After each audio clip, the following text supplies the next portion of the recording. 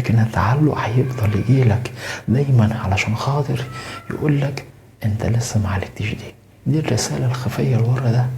لكن انت بتحب حب حقيقي ويوصل لك حب حقيقي فعلا من الشخص اللي قدامك بيحبك لذاتك، كل ما انت كنت مكتفي وتحب نفسك اكتر واكتر. محدش هيجي ينقذك يا جميل من اللي انت فيه، انت اكتر حد تقدر تلبي ده.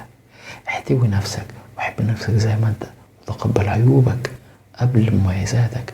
ابدأ كل من وقت للتاني اكتشف احسن حاجة فيك ايه، ابدأ طورها وعليها وحسنها لحد ما انت تبدأ تشوف نفسك قد ايه انت ناجح وجميل.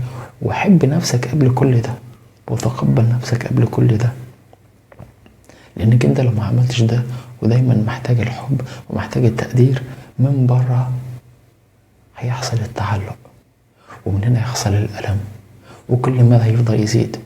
علشان كده خد بالك من النقطة دي كويس قوي. لو حسيت ان الفيديو ده حقيقي فعلا فادك وحابب انك انت تساعده ان هو ينتشر اكتر واكتر، من فضلك ما تنساش تعمل اشتراك ولايك وكومنت جميل.